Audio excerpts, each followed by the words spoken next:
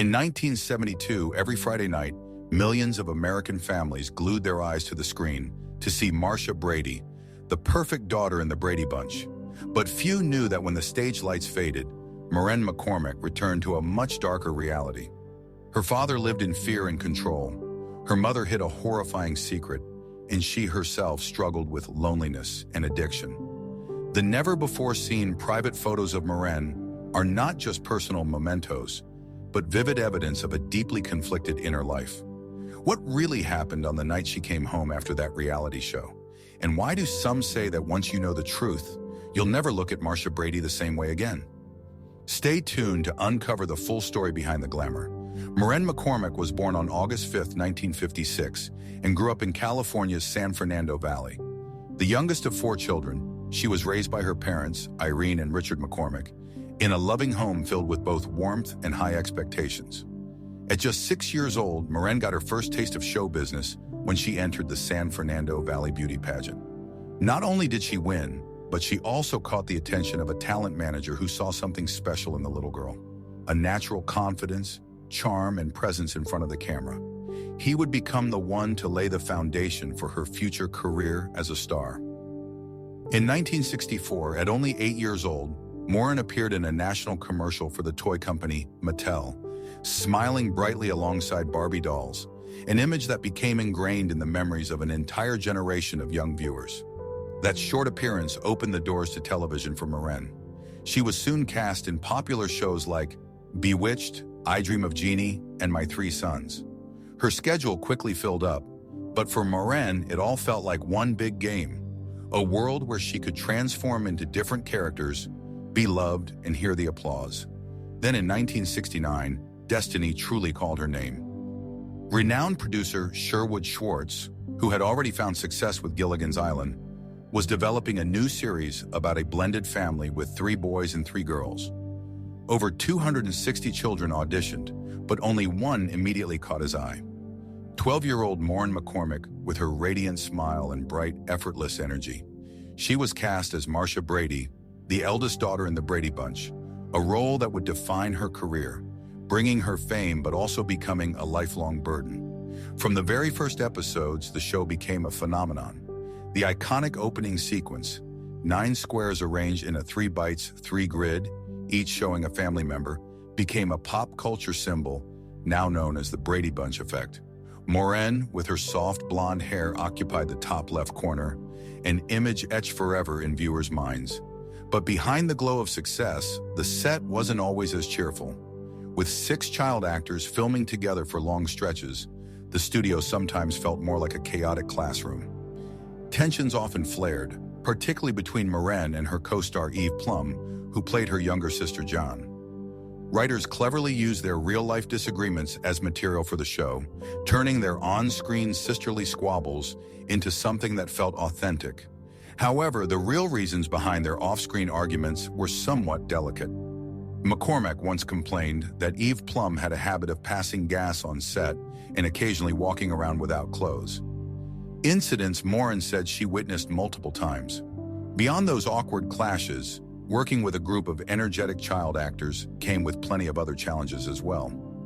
In 1973, a minor car accident ended up changing Maureen McCormick's entire career. The car went out of control, leaving her with a noticeable injury to her nose, swollen and bruised, impossible to conceal under makeup while filming the Brady Bunch. Instead of postponing production, the writers came up with a clever solution. They wrote a brand new episode to explain her appearance. That's how the subject of noses was born. One of the most memorable episodes in the show's history, the scene where Marcia gets hit in the face with a football and screams, "Oh, my nose," has since become a legendary moment in American television. To this day, it continues to be referenced and parodied countless times across pop culture. Yet behind the cheerful facade of the Brady Bunch, the real drama was far juicier than anything in the script. The show depicted a large, happy family, but in reality, the young cast members were dealing with the emotional chaos of adolescence. Maureen, the girl who played the picture-perfect Marcia Brady, began developing feelings for Barry Williams, who played her on-screen brother, Greg. Both later admitted they had a crush on each other, and the tension between them was hard to hide. One day when the two were alone in Barry's dressing room, the atmosphere turned unexpectedly charged until a sudden knock on the door shattered the moment like a bubble. Things got even more complicated when Barry later confessed that he also had a crush on Florence Henderson, the actress who played their on-screen stepmother. Meanwhile, Maureen was hiding a secret of her own. In her memoir, Here's the Story, Surviving Marcia Brady and Finding My True Voice, she admitted that she once had a crush on Robert Reed, who played her father on the show, unaware at the time that he was gay. And as if that weren't enough, Maureen might have had what she called a third crush during the filming of The Brady Bunch. Years later, while promoting her memoir on a radio show, she claimed that she and Eve Plum, who played her sister Jan Brady, had a little bit of a romantic thing between them. Maureen later clarified that it was just a joke, likely meant to drum up attention for her book, but Eve Plum didn't find it funny at all. Though Plum never publicly confirmed or denied the rumored fling, her actions spoke volumes. When Oprah Winfrey invited the cast of The Brady Bunch for an on-air reunion, Eve Plum was the only one who refused to participate. Beyond being a television phenomenon, the cast of The Brady Bunch also ventured into the world of music. The group released 4 albums and even went on a national tour where Maureen McCormick, the picture-perfect Marcia Brady, grew closer to her on-screen crush, Barry Williams. However, the person she sang with most wasn't Barry, but Christopher Knight, who played her younger brother on the show. The two even released a duet album together, becoming one of the most beloved young musical pairs of the era. It all seemed like a Hollywood fairy tale, but in truth, The Brady Bunch was never the ratings blockbuster people imagined. While its initial viewership wasn't impressive, the show found enduring success through reruns, slowly becoming a cornerstone of American pop culture. By the age of 19, Maureen McCormick was a household name, wealthy, famous, and adored. It seemed as if every door in Hollywood was open to her, but that dazzling spotlight hid deep cracks in her personal life. When the applause faded, Maureen was forced to confront the reality of her own family, one that looked nothing like the perfect Brady home. Her mother struggled with mental illness, and one of her brothers suffered from the same condition. To make matters worse, her father became a religious fanatic, imposing strict rituals and faith-based expectations on the entire family. The true tragedy, however, came when Maureen uncovered a dark family secret that had been buried for years. Her grandmother had once been committed to a psychiatric institution after contracting syphilis, a disease that caused her to lose control, and in her despair, unknowingly pass it on to her daughter, Maureen's mother. Learning this truth was like a blade cutting through Maureen's soul, shattering the image of the perfect family she once believed in. Unable to bear the pressure between her TV life and her real one, Maureen spiraled into a world of parties, drugs, and reckless escapism. It was her way of numbing the pain, but it also marked the gradual collapse of the Marcia Brady image that had made her famous. During this wild party phase, Maureen McCormick engaged in increasingly dangerous behavior, which led to devastating consequences. Between the ages of 18 and 20, she underwent 3 abortions, a painful series of decisions that she later described as the result of reckless living and complete loss of control. "I lived like there was no tomorrow," she wrote in her memoir. "Drugs made me believe everything was fine until I couldn't even recognize myself anymore." One morning after days of non-stop partying, Maureen woke up dazed and remembered she had an appointment with Steven Spielberg, who was casting for Raiders of the Lost Ark. She showed up in terrible shape, dark circles under her eyes, no sleep for days, barely coherent. Spielberg looked at her, then quietly handed her an orange, as if silently telling her to get back to reality. Maureen didn't get the part, and that golden opportunity slipped away, swallowed by her addiction. Rumor has it that a Hollywood producer once told her coldly, "You'll never work in this town again." Yet Maureen refused to give up. Branded as a fallen former star, she still fought to return to television, landing small guest roles in Happy Days, Donnie and Marie, The Love Boat, and Fantasy Island. Deep down, though, she longed for a serious, dramatic role, something to prove she was more than Marcia Brady. When the chance came to audition for Midnight Express, the intense drama about drug trafficking in a Turkish prison, she poured her heart into it. But the director could only see Marcia Brady, not the hardened drug smuggler the script demanded. Maureen was rejected, and that rejection broke what little confidence she had left.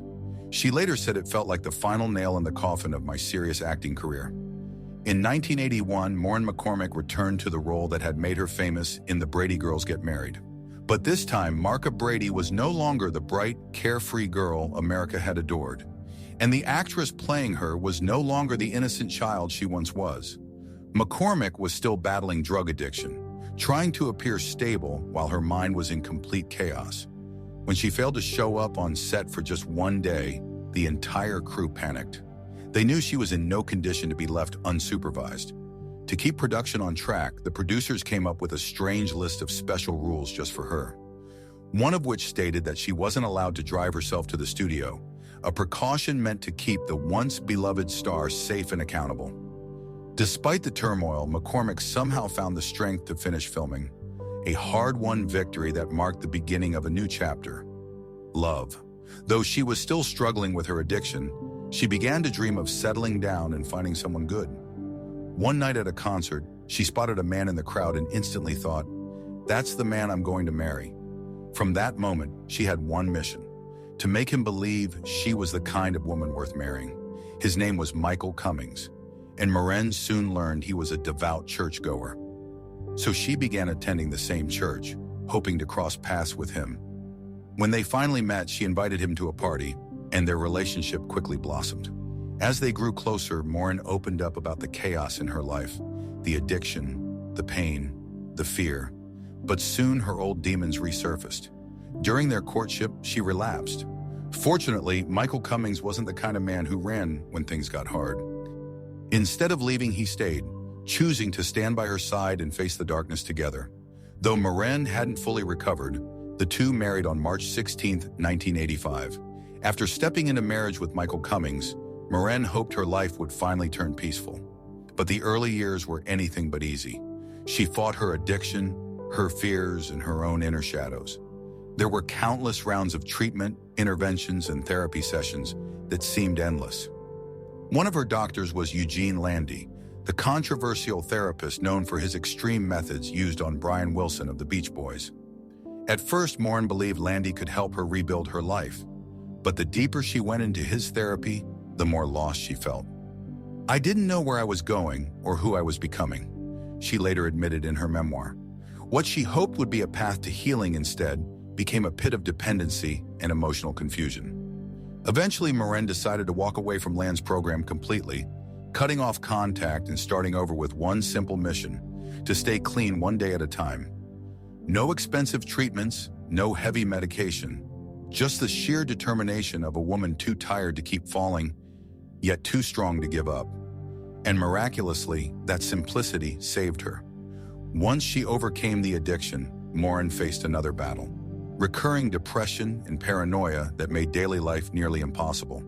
To keep herself from collapsing mentally, she began taking Prozac, an antidepressant that helped her hold on to stability and slowly rebuild her life. Meanwhile, life went on. In 1987, Maureen McCormick returned to the screen with Return to Horror High, a quirky horror comedy that didn't make much of a splash, but held special significance as it marked the film debut of a future Hollywood star, George Clooney. A year later, she once again stepped into the role of Marcia Brady in A Very Brady Christmas. Though she had once sworn to escape the shadow of the Brady family, Maureen found herself returning, partly out of financial necessity, and partly because that familiar world was the only place where she still felt grounded amid the chaos of her life. In May 1989, Maureen and Michael welcomed their daughter, Natalie Michelle. The moment she held her baby in her arms, Maureen thought the storms of her past were finally behind her. But the echoes of those dark years lingered. The panic attacks, sleepless nights, and the constant fear that she might slip again. Yet even in that darkness, a small light began to shine. Maureen decided to return to the stage, the place where she had always truly belonged. She took on the role of Rizzo in the Broadway production of Grease. Standing under the spotlight, hearing the crowd cheer, she felt alive again. That experience rekindled something inside her, a desire to make music once more. In 1995, Maureen released her country music album, When You Get a Little Lonely, a project she poured her heart into. She asked her brother, who owned a record label, not to include any reference to the Brady Bunch. "I want people to listen to me because I'm Maureen, not because I'm Marcia," she said. But when the album hit stores, her heart sank. Plastered across the cover was a large label that read, "Marcia, Marcia, Marcia." She felt utterly betrayed. The marketing team had used the famous Brady tagline to attract attention, ignoring her plea for independence. Her dream of breaking free from the Brady image collapsed instantly. The album flopped. Critics were dismissive, and Maureen was left feeling angry and disheartened. Yet out of that country failure, a new door unexpectedly opened. Offers for fresh acting roles began to come in, giving her the chance to start over. This time, she would no longer be the perfect Marcia Brady, but a woman who had fallen, suffered, and was finally learning to stand on her own. In 1997, a television network decided to bring the life of country music queen Barbara Mandrell to the screen in the TV movie Get to the Heart, the Barbara Mandrell story. The entertainment world buzzed with surprise when it was revealed that Maureen McCormick, the girl who had captured millions of hearts as Marcia Brady in the Brady Bunch, was being considered for the lead role. Mandrell, however, wasn't impressed. To her, Maureen would always be Marcia Brady, the sweet, perfect blonde daughter from 1970s family television. Mandrell preferred someone younger and trendier, like Beverly Hills 90210 co-star Jenny Garr, someone unburdened by a sitcom legacy. But the producers saw something Mandrell didn't, a grown Maureen. No longer the innocent teen idol, but a woman marked by hardship and experience. They convinced Mandrell that the very actress once trapped in the role of America's perfect girl could now embody a woman who had known fame, heartbreak, loss, and painful self-discovery. And to an extent, they were right. When the film aired, Get to the Heart drew nearly 20 million viewers, an enviable number for any TV movie at the time. Yet critics and audiences were divided. Many felt the film skimmed too lightly over Mandrell's life. As for McCormick, the reviews were even harsher. Critics claimed she lacked energy and charisma, saying she was merely pretending to be Barbara Mandrell rather than truly becoming her. Those cold words echoed in Maureen's mind like the sound of defeat. After the lights went out, she quietly stepped away, not to rest, but to face a new kind of storm, family. When her mother passed away, Maureen was devastated. To make matters worse, she began to suspect that her brother, once her confidant, was trying to isolate their father from the rest of the family to gain control of the inheritance. The combination of grief, betrayal, and loneliness sent her into another downward spiral. She gained weight, battled depression, and often failed to recognize the woman staring back at her in the mirror. But instead of hiding, Maureen chose to step into a different kind of spotlight. She joined the reality show Celebrity Fit Club, where celebrities competed to lose weight and regain confidence. Few expected much, but Maureen not only succeeded, she broke the show's record, losing nearly 23% of her body weight. Seeing her sweat, smile, and stand proudly on the scale as the audience cheered was a powerful symbol of her rebirth. Following Celebrity Fit Club, she went on to appear in Gone Country and Outsiders Inn, where she tried her hand at running a small inn in Tennessee. Viewers once again saw the Maureen they had loved decades earlier, funny, warm, and authentic. But this time, there was no trace of Marcia Brady. In 2015, Maureen McCormick once again surprised audiences by joining I'm a Celebrity, Get Me Out of Here, the grueling reality show where stars must survive in the Australian jungle with no luxuries, no makeup, and no script. Amid the rain, insects, and exhaustion, she stunned her fellow contestants by revealing an unexpected story. She once dated Michael Jackson. Viewers expected a sensational revelation, but Maureen simply smiled and said, "We just held hands and kissed on the cheek." The story evaporated as quickly as it arrived. Yet that moment revealed something important. Maureen no longer needed shock value to capture attention. During the show, she bonded with Australian comedian Joel Cray. After filming ended, they reunited in Los Angeles for a wild night out. But when Maureen returned home, her husband, Michael Cummings, was furious. He feared that the woman who had once battled addiction might relapse. Out of love and concern, he forbade her from seeing her showbiz friends again, as if protecting her from the temptations of her former life. Still, anyone who has ever been an artist knows the spotlight is hard to walk away from.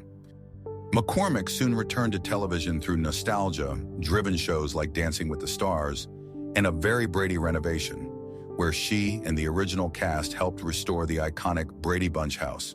And once again, audiences erupted with joy the moment she appeared. Marcia, Marcia, Marcia. Perhaps it was destiny. Maureen McCormick may change her looks, try dozens of new roles, and live through endless transformations. But the image of Marcia Brady will forever remain inseparable from her legacy. In one interview, she reflected, "It took me years to stop hating the name Marcia Brady. Now I just feel grateful because without her, there wouldn't be me today." From a teen idol trapped in perfection to a woman brave enough to face failure, Maureen McCormick proved that no one is forever defined by their past. She is no longer just the Brady girl. She is living proof of the strength it takes to rise again, even when the world believes you never will.